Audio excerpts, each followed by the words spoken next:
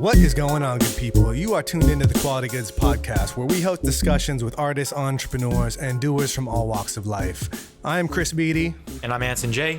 And today we're coming at you from Upsider in San Francisco. Shout out to Ozzy for letting us use his beautiful space to have a conversation with none other than Brooklyn-based DJ Tory. How are you doing? What's going on, party people? Happy to be here. Happy to have you. Yeah. And happy that you were the catalyst to get us to record in this beautiful space. Yeah, first time checking this place out, but won't be the last for sure. Yeah, I mean, I've been a Bay Area resident, hung out in San Francisco an awful lot, and never made my way into this place. And I'm honestly surprised that I've never been here before. Well, I came across this space because of music, really. I met Ozzy out after a party last time I was here. Hung out at Burning Man, many other music things since. So it's a great spot. Indeed, it is. Many thanks to Burning Man and many thanks to Ozzy for making this happen. So you're a vibe curator based in Brooklyn. I gotta know, like, what kind of vibes do you like to bring? Well, I chose the name for, I guess, whatever music projects come along. I go by Tory because what you'll see up there when I'm performing is me, and it's vibes by me because I play the music that I feel for the environment, whatever I'm excited about.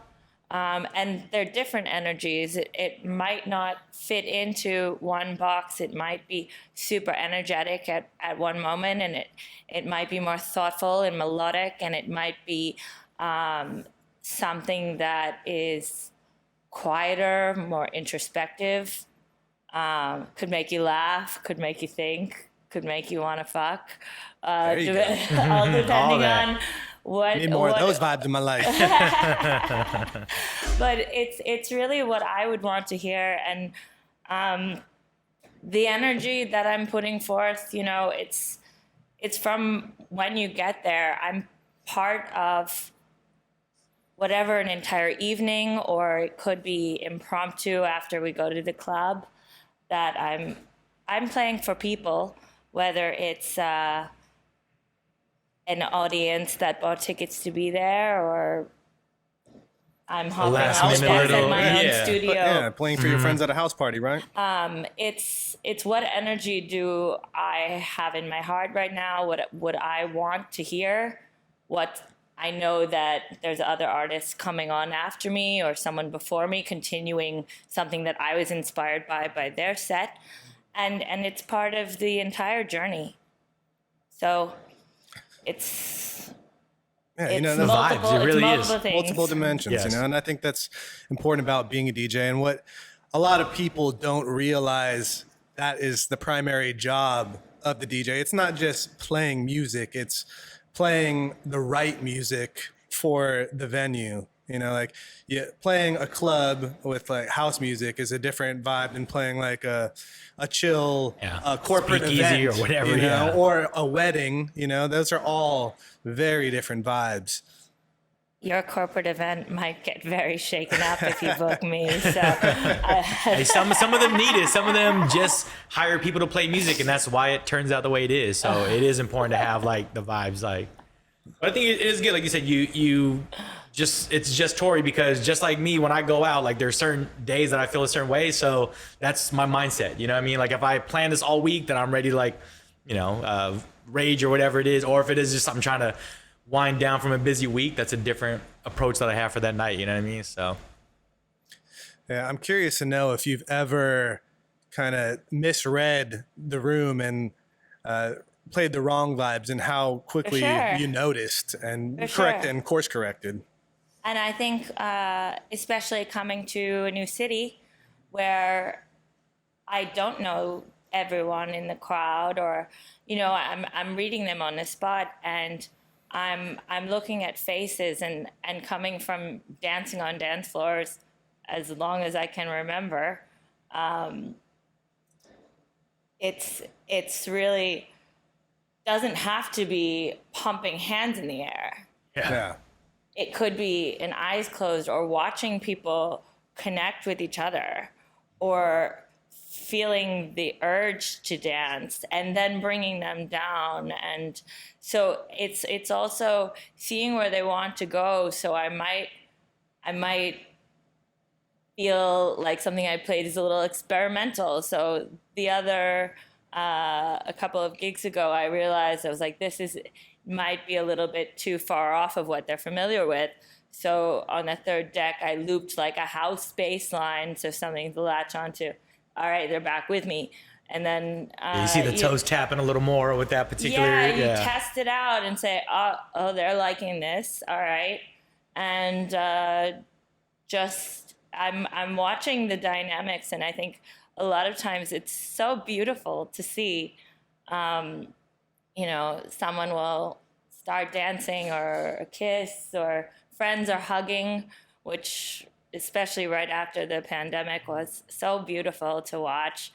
Like, I did that. Yeah, exactly. You're in charge of all of that, the whole control in the room. Like, yeah, and it is in charge of and controlling. It's a responsibility, really, that everyone came out for a certain reason, to connect, to dance, to smile, to feel. And I'm up there and I try my hardest and I give it my all to make sure that people have a good time or get something out of it. Because for me, the dance floor is where I would go and feel, man. Mm-hmm. Yeah. So.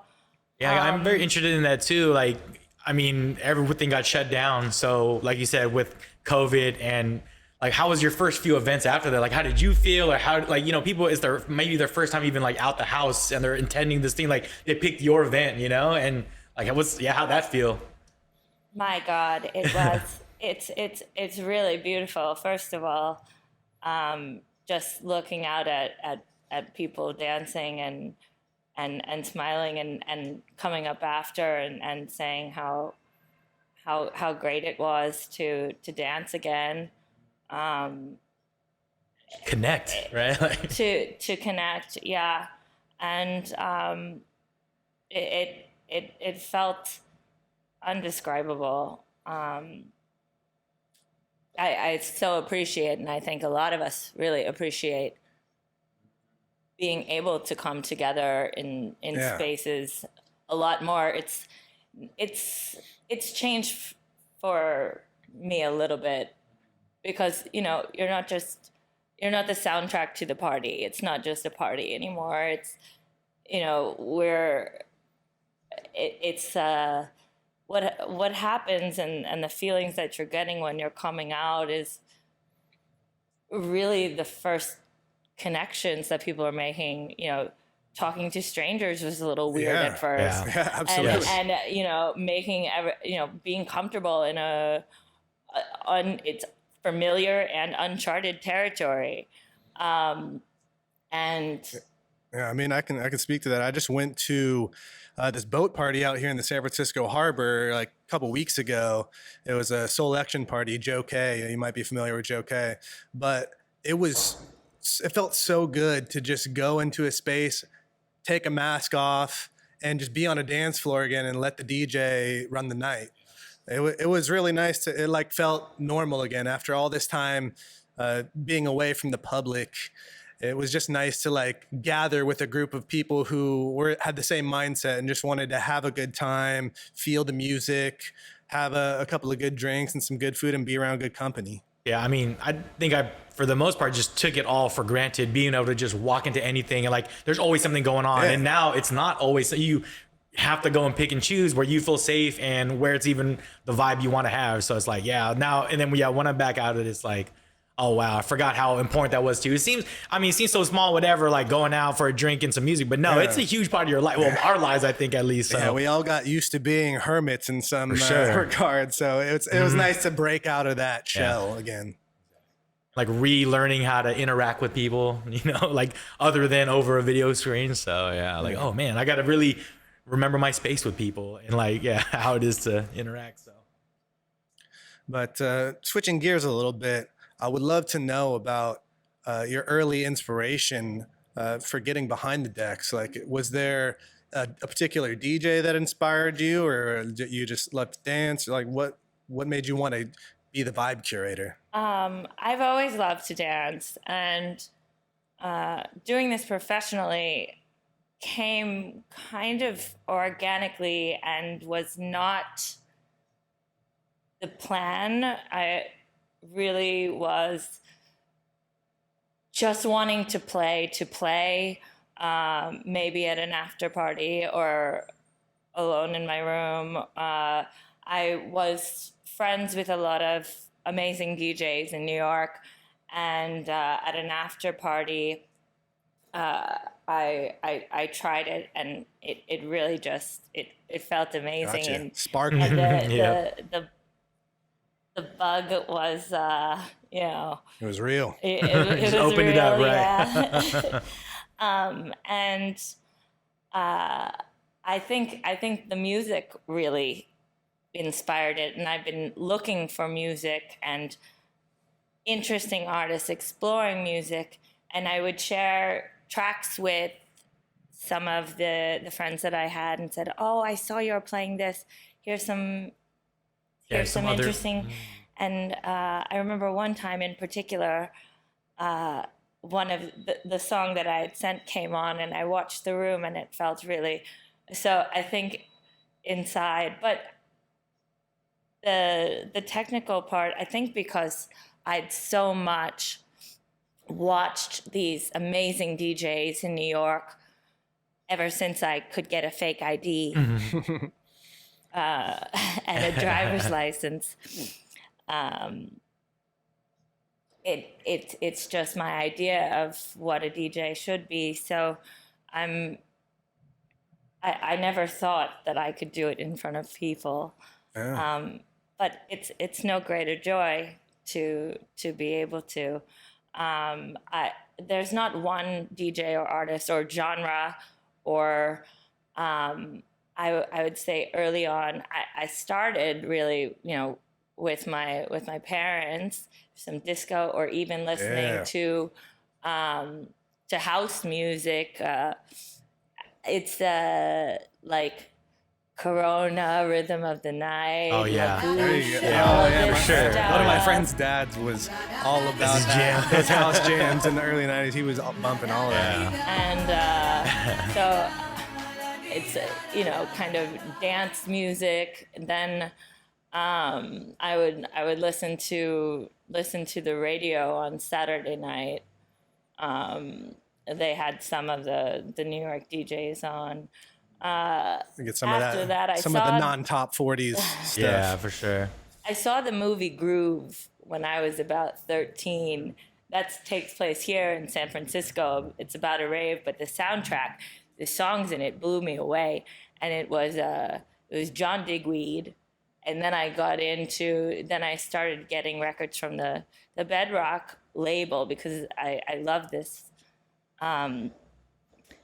Heaven Sent, the Bedrock track. So 13-year-old me was listening to that over and over. I guess talking about old rave music, Yeah, I mean, San Francisco. Like San Francisco is kind of like the birthplace of that mecca of the rave scene back then. I mean, I was a little too young to be a part of that, but I got to experience those the aftershocks. I won't get into the arguments about the birthplace of house or raves or any of that, because I think you've got a whole nother podcast, and I'm sure people in the comments will have some opinions on this for one. sure. But it was really anything I can get my hands on. Yeah. So if I heard even my dad would show me Led Zeppelin, I'd be I had to stay up all night because I would use the phone line to record somebody that had filmed a concert. Where can I get more things, not just the album, or where can I? So when we went to this place called Love Music, which was in New Rochelle, and we would drive there, and they would have the Ministry of Sound compilations or Ibiza Club hits. Summer, whatever, with a girl with a bikini on the cover, and I would tell the guy, oh, I like this one or like this one. There was no, Spotify or so I would just buy and listen to all of those. Music discovery was a lot different back then. It's harder to find those rare records, but if you stumbled on one, you were likely the only one to have that. So Yeah, and much more of like that shared community of, like you said, having your friends tell you about something else because of what you played and you sharing what you have with them. Yeah, like it's obviously more, it's like great that you have the access to everything now, but before it was like that secret handshake. And then like raves weren't sold on Ticketmaster. You know what I'm saying? Like now it's a thing you wait in line for. Yeah, and it's obviously everything that's, goes from underground to mainstream is great. But yeah, it was a whole different kind of experience, I'm sure, back then. Well, I was young even. I wasn't going. I was just trying to find music, and it was not the easiest because they didn't always have it in the regular record store. But it was and still is, I think, really what I love about DJing is sharing these interesting tracks, whether it's something that's old and maybe slightly forgotten, or I've gotten in a hole and haven't slept, and somehow I'm listening to someone with 10 listeners from some country that I can't even pronounce. But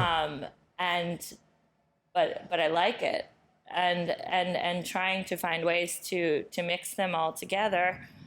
And share something that maybe I think a lot of times what I love, people come up after and say, San Francisco soundtrack. People come up after and say, what kind of music was that? Or, I really liked that track, or, it's something that's exciting for me to share with people. Yeah, you have like that exclusive taste, you would have had to Doesn't stay have up to at be like exclusive. 2 a.m. on Sunday and listen to this channel to find this stuff. That's like the beautiful thing with music is like you'll never listen to it all. So there's always music to find, but then your jobs as a DJ is like not only having the knowledge, but knowing where to apply it to this, to your specific events or to the certain people, right? So that's like, that's amazing. And it's a balance of, experience and experimentation. And it's really exciting when I'm learning how to share things, pushing boundaries, giving the familiar and the new. And, I'm playing for both of those reasons. It's, weaving it into the story. Yeah, I mean, and I've seen you even perform with live musicians as well. Yeah. I mean, that's another door that opens up by being a DJ. Yeah, I've played with my friend Nish on the sitar, and a lot of the people didn't know what a sitar was, so that's really cool to weave in his culture and heritage and something that he's beautifully talented. And on Sunday, we played at a wonderful space called Aquilina here in San Francisco, and my friend Carl brought his guitar, also with my friend Erica, who's a wonderful DJ. So it's beautiful to watch these things kind of materialize, and a lot of the collaboration that's happened with the artists that I've met inspires me, and then it's a feedback loop. and inspires them, the people walking by or in the audience, or also inspiring. So it's it's a beautiful thing.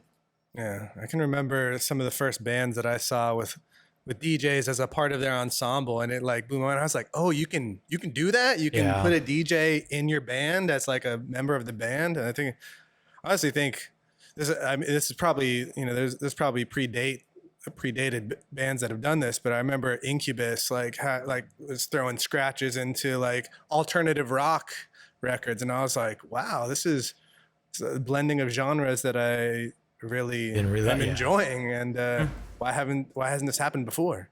I love a little good guitar solo and a mix it in a track, a little rock and roll.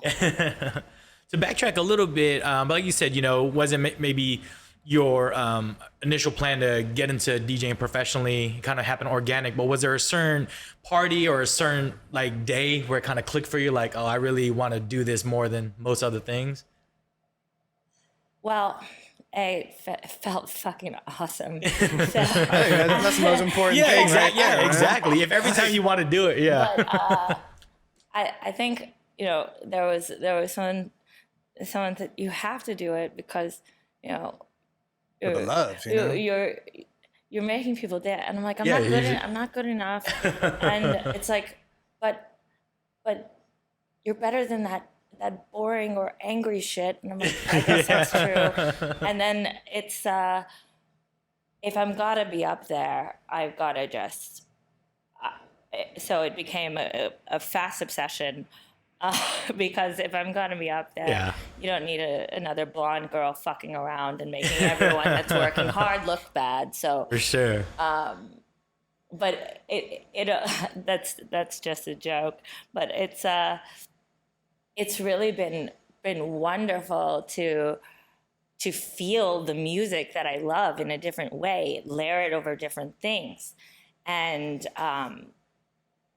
it became kind of a really spiritual connection almost with controlling and working with the music and learning new skills and learning how to make the sounds work together, and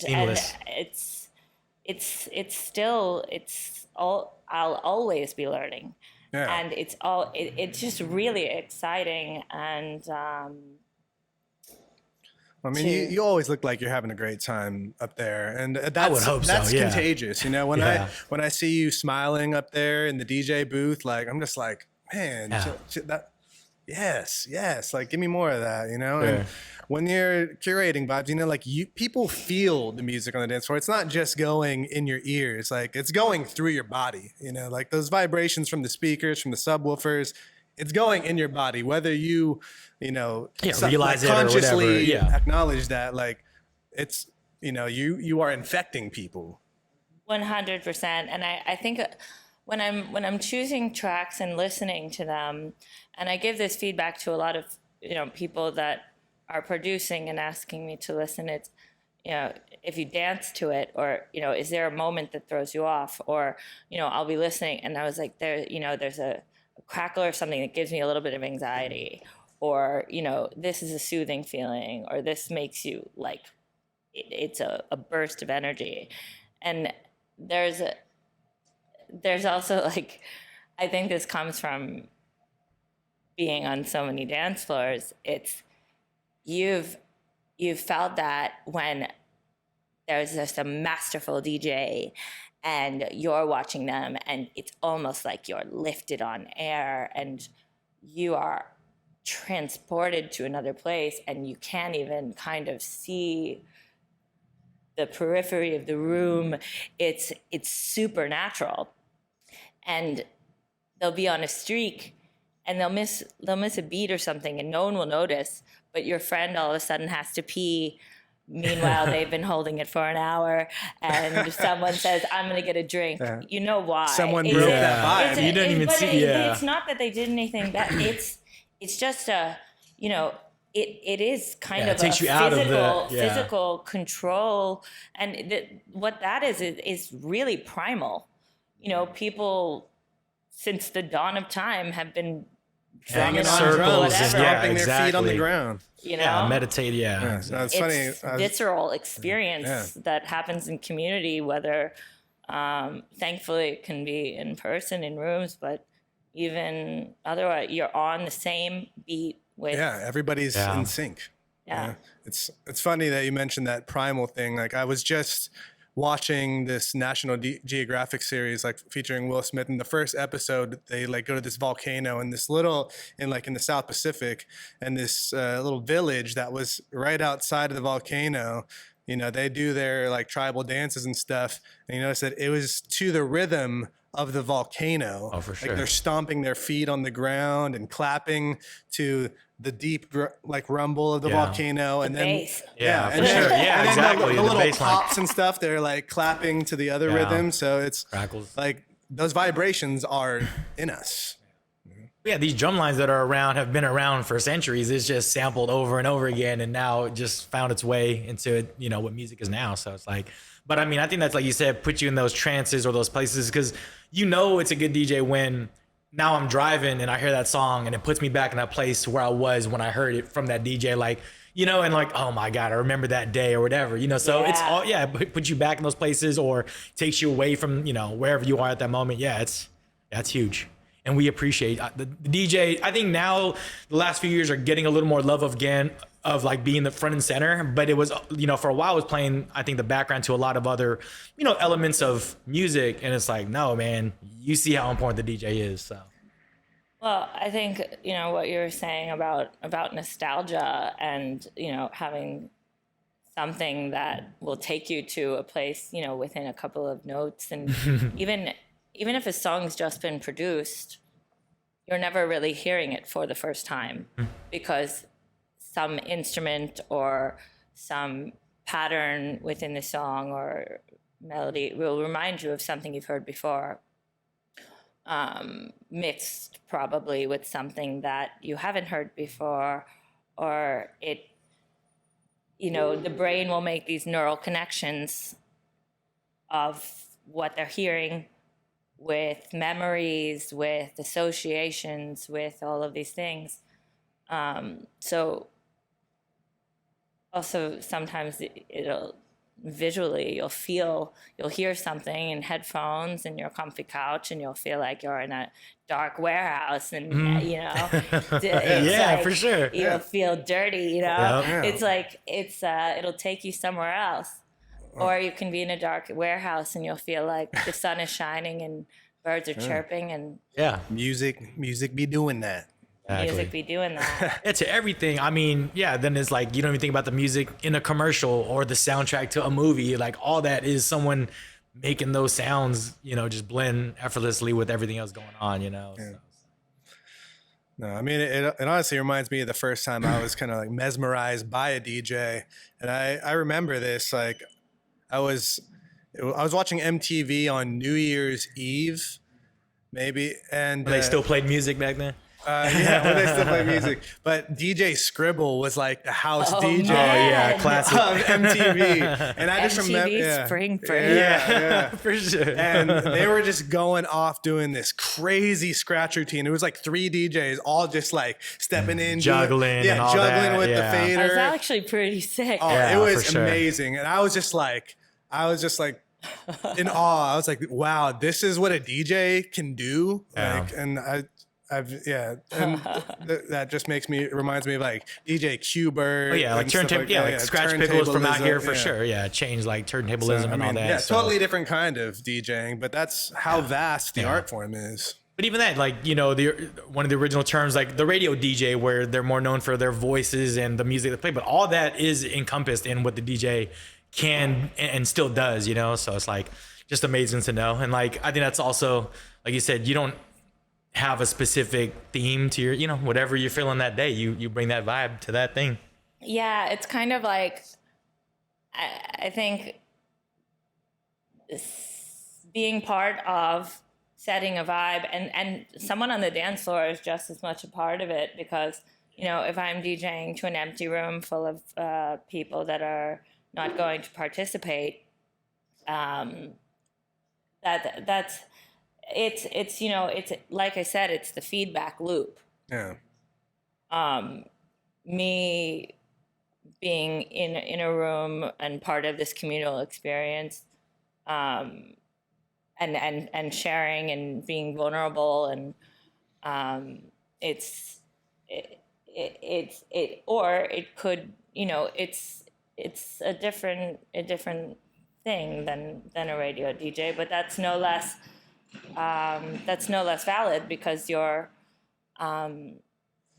giving people music, and they're discovering music through. So it's I don't know what it is really, but it's what I feel passionate with the space that I'm given, and I've been so wonderfully blessed to be given spaces and connected with people that feel something from whatever it is that I'm doing, and also the amazing artists that are producing what I find, and it's wonderful to share. So, a DJ can be a lot of things, and is a lot of things. Yeah, and I think this pandemic actually shined a new light on what DJs can be, and now they can entertain you in the comfort of your home via streaming services, YouTube, Twitch, and all that. And I know that you have a lot of experience that, like, from the pandemic, hopping on Twitch and playing some sets. Can you talk a bit about that? Yeah, the live streaming was really wonderful for me. One reason was because I live alone, and I wanted to spin tunes late at night. I didn't know what Twitch was. So one of my friends, Drew Proud, showed me. I mean, I was thinking BPM, not CPU. I didn't know what any of this was, and you connect with people all over the world. And I discovered a lot of new music through it too. Watching artists playing, and I've met some of the people. I've been fortunate to meet some of the people that I connected with. Last time you were out here, right? Like one of the guys came to the show with us. Yeah, nice. Yeah, that was cool. He was a chill dude. Yeah, it was good. It's cool to see where people have come from. Meet them at a show. On the way back from the Renegade Burn this year, someone said, "Are you Tory? You're like Vibes by Tory?" Like, oh, what? Yes. So it's wherever you are now, there's people that might be familiar with you, that might have sat there for 10 hours with you, watching you experiment, and it is a good place to experiment, because. You're not going to kill the dance floor. You're not going to kill the dance floor. Yeah. And people are free to change the channel. Yeah. They're there because they want to be there. And they get like a different view of you, because they connect with you differently over Twitch. Like, you comment back and forth differently than when you're on stage in front of people, like you actually can interact in a different way than when you're doing a bigger set in front of a live, It's cool also to see, what people are reacting to. So I think, as far as trying out some of that new music that I might have been really scared because other people weren't playing that or on the dance floor, this is weird. And then being surprised, wow, I love this. I love this. Yeah, get in the comments like, what is this song? What is it? Oh, yeah. Like, I'm like, should I track play this? ID. These Let me people get are that going to track think ID. which I am, but it's like, it gives me a little bit of confidence to experiment a little bit more and weave them into the vast musical stories that are locked away in parts of my brain. Heck yeah. So thank you to everyone that spend time with me online. during this Shout out. pandemic is just as much therapy for me. Yeah, where can they find you on Twitch if they want to come I am keep your channel? at Vibes by Tory on Twitch, on Nice. Instagram, Yep. SoundCloud, all the things. All that. So what was the longest set that you've ever played? On Just On- like longest on consecutive Twitch, set. I think it was 17 hours Oh, alone. Wow. Yeah, I didn't expect it to go Yeah, I that was high. not- That's awesome. That's amazing. Oh man. yeah, I don't even know if I like know that much music. Like you have to real. like hop around Well, genres. that's when it starts obviously. getting weird because you don't Yeah. want to repeat something. Yeah, you know? so you gotta. Like you're in a trance at that point, right? Like, dang, man. That's amazing. Well, it doesn't feel like that long Yeah, you're just at first. Or sometimes I'll play for 2 hours and the last half hour, is kind of a struggle. It's not flowing out of me, so I stop. yeah. And if you're playing like soundscape kind of stuff, it's a little easier to play Yeah. lengthy like sets. I feel rather than like something a little faster pace, like of some house or hip hop or something like that. Like Yeah, I haven't done that in a while, but it's 17 hours of anything. That's a beast move right there. That's awesome. it wasn't the plan. Yeah, I'm It sure. was more like I was like, should this be the last one? And the people in the room just were like, no. amping you And up, I'm yeah. like, all right, I'll do one more. And I'm like, oh, I'm having fun again. I'm just All right, going, well, let's yeah. keep I get going, that let's keep second, going. that third. that's how I used to be on Counter Strike. Yeah, that fourth wind. Just one more game. Just one more game. I swear. It is a fourth wind. It's Yeah. like I can be dead tired. Like there's And there's no that person reason. from that other time zone just waking up or just getting back home, and That's then they're what like, it is, "It's new to yeah. me today." Like I Like- just, yeah. Oh man. Gotta pull something out for these Germans. I just Yeah, exactly. Yeah, like oh, okay. These Australians Yeah, are that's just so getting- funny. That actually happened to me at Burning Man. Though I didn't know that I had more energy in me. I got like multiple wins. Yeah. It's like Like- an Energizer bunny. Yeah, like I'm so tired, and I keep pushing just a little bit further, and I'm Yeah. like, oh, I'm good right I'm now. good, yeah. And then like you start to fade again, Yeah. and then get into something, and then you're like, oh, I'm actually good again. Yeah. It's, Try not to push it that far. Yeah. it's your battery running. Yeah. Yeah, the right people, Feeding the right off. energy. Yeah. Yeah, it but I keeps think you touched on going. that too. Is like you said, it's not just you being able to, pace the room. Like you're feeding off all those people in there. And even if you, I'm sure do like a venue where there's vendors or servers, like you got to keep them vibing so they're working and helping your people get what they need so they're on the dance floor again or whatever it is. 100%. So, yeah, Everyone that's there is. it's just the whole ecosystem. Pick Like, me up, Tory. yeah, exactly. Eric, the very talented lighting engineer at Audio, said he was very tired. He said, "Thank you for that set," because I was Nice. kind of That's bumping awesome. it. So, Yes. yeah, exactly. And everyone, especially there's visuals. There's Yeah. Yeah, just the bar, sound people. There's Yes. the people when you enter. There's and everyone's energy. It translates to the people on the floor. People on the floor translates to each other. Translates back to me. Yeah. It's your part. You're just playing a part in everything that's making all of these productions happen. You mentioned the visual aspect of it, and that's something that I really wanted to get into because that has become such a huge part of being a DJ now, is having some kind of visuals going on, whether it's in the background the actual or- booth itself, or if you're at a festival like EDC or something, Yeah. the Lights whole entire everywhere. stage is like a display playing all kinds of crazy visuals. And I know that you collaborated with your good friend Kate, who Yeah. I had the pleasure of meeting last time. I mean, when I'm playing and the room feels magic, or I'm watching art inspires me very much. Because sometimes when I hear a song, I'm seeing spaces, and they might feel like a dream or something, and sometimes when you're in the room and you're dancing, it just with the music and it's in a flow, and that's very much what I feel with my friend Kate Goltseva, who does these beautiful visuals. shout out to Kate. and, Shout out. and paintings. Yes, you can find her also at Kate Goltsevai, I believe. I'll put it in the comments. But Yeah, we'll make sure to tag all that. Link in the bio. We very much are inspired by each other.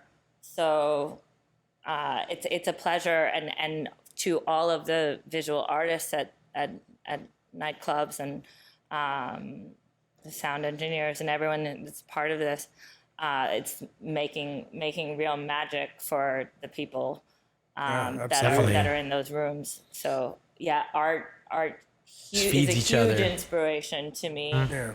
And when it's in real time, it's pretty cool. Oh, it's very cool. Yeah, like imagine the music they're listening to while they're painting, and then you see that painting, and it makes you think of certain sounds or whatever. Like it's all just it's a whole thing. It's a whole vibe. Yeah, honestly, I remember Exactly. two of the first concerts that I went to that really took advantage of like projection technology and how it is now. Like I remember No Doubt had some crazy visuals going on, and then Muse just like blew me away how they were taking their live video and doing all these graphic overlays, and I was at a loss for words, man. I think Brian Sid does a really nice job. You can tell with all of his, even the album releases, the art is very, very thought provoking, and I think having art and music together, it really takes the Takes it to the senses next level, and getting more of that visceral experience. Yeah, and you hear like in your mind. immersive getting thrown around a lot more. But I mean, but then you go to so many more like music events where people are live painting, let alone the visuals with the digital and all that. Yeah, it's amazing. Or like people like the Gorillas, whoever, who just it's all animated when they go and perform. So it's like, there's so much, and I think it's great because you keep pushing yourself, because like I want more artists that don't do music to want to make their art while while you're doing your music, I'm sure. So it's like, who else haven't you collaborated with, right? Like it's just inevitable to have more and more connections. So yeah. But shifting gears again as we like start to wind down, this podcast is a lot about entrepreneurship and like doers and people who want to get started in doing something. I'm wondering if you might have any advice to somebody who might be thinking about getting into DJing and mixing music. Like, where should they begin? Yeah, so I'm at what is the beginning of what I think will be a very long journey, and really it's being interested and learning from the people that have come before you, because understanding and not expecting that just because you're a good DJ that you're going to walk in and just command whatever fee. It's taking the time, understanding the business, understanding what's going on, what's going into it, and being appreciative, and also just showing interest to people that are already doing what you're doing and you're interested in their sounds. Yep. Just that's what I have been doing before I was a DJ. Yeah. Mentors. And also You're standing on the shoulders of giants, you know what I mean? Like and there's so much to learn and to watch, and people that you personally respect, and I'm finding my own way in what is a very, very vast industry, and it's by finding people that I admire and just seeing how it goes, and seeing what feels right to me, and be creative. I'll take like kind of a wild guess too, that even maybe DJs you're fans of, like you listen to it even differently now because you're on their side as well, as like not only just the person dancing but the person making people dance, right? Like you're hearing it a whole different way, maybe. Like you have a new appreciation for all of the work that has gone. So with that example, I used to go out and I would in New York, and they had it'd be some guy with crates of vinyl. And now it's all in a remember USB. all the sounds, for it. They'd know what songs they'd be they got flipping everything through real queued. quick. Yeah, everything's queued putting out. little stickers on the vinyl so they know where to drop the Yeah. needle. a ton of work, and they would have to only have this many records. Yeah, you can't carry your whole library. Cue points Yeah. used to be an actual sticker on a record, sure. not just a button that Yeah. you set Yeah, in the so computer. it's understanding all of that goes into this art form, and The fundamentals. And yeah, not being able to like pivot the way maybe you can now because you only brought those records back then, right? Like you got to pick from that. So I hope you guessed right on those nights that you got nothing else with you. So but you make do with yeah, exactly. and they did, and Yeah, that's amazing. You know, it's Yeah. talent. So I would just learn and learn for the sake of learning. Don't learn for the sake of Wanting to be the Yeah. next wanting big to thing. be. For sure. Play for your friends. Play for yourself. Listen Yes. to it again and again. See if you like it. Mm-hmm. Listen to it and dance to it. Well, I've definitely seen some DJs that seem uninterested in what they're doing. And it just sucks, because I'm like, all right, well, why would I?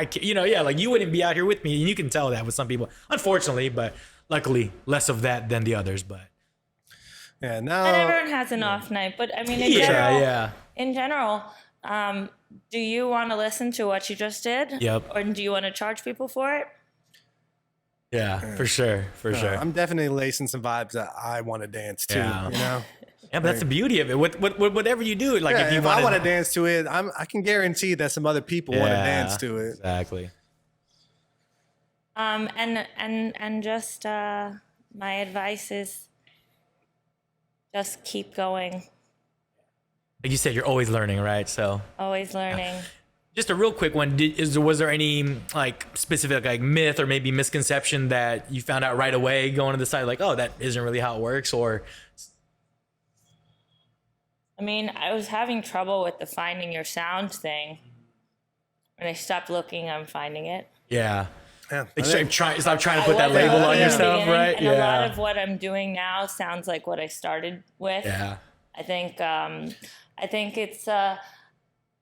it's not trying to fit in with expectations that you think people have, because part of why they would want to see you Is what you do, is right? because What you bring. 'Cause it's Tory, I'm gonna go see because Tory, It's your yeah. take on it, and it's interesting versus being scared to do something that doesn't sound like what everyone else is doing. And to be honest, I'm not going to sound like what everyone else is doing that's been doing it for 20 years and is really spot on with it. And it's not really what's in my heart and soul. That's not why So- you're getting into doing it, right? Yeah, So, it's like yeah. just speaking your truth and developing the confidence, which comes with time, and to speak it without fear and with also, conscious connection with the listener and your environment, and where does this part of me fit in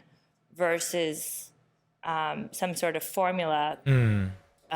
So I would say there's a lot of things I'm and do listen to advice that people have, but it's really listening, absorbing, and then figuring out what works for you.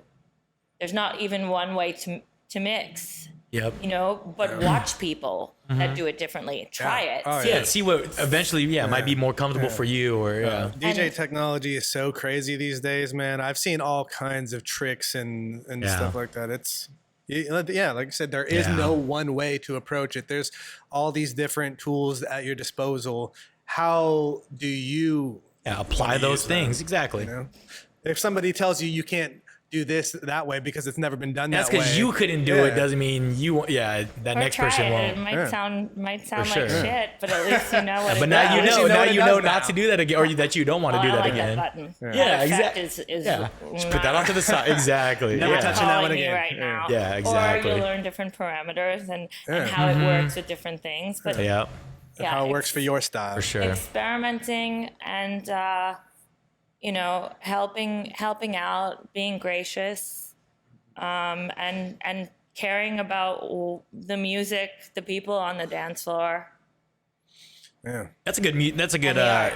Yeah, advice for everybody in any industry, being a little more gracious. I think we can all use a little more of that. So for sure. Yeah. I mean, yeah, like I said, it's kind of like a spiritual art form, but it's also a very technical art form. And I'm wondering if you might be able to tell us about one of your favorite pieces of gear in your arsenal. Well, the gear has escalated. Yeah, I know Pioneer is kind of like owning the DJ space, but is there any like pieces of gear that or software that you've come across in your journey that has really helped you out? The record box software is a hurdle for me. Yeah, that's what I got. It's a hurdle for me. I think helping me with it.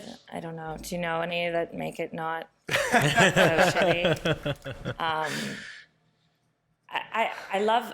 I love versus the computer. I like seeing it on the decks.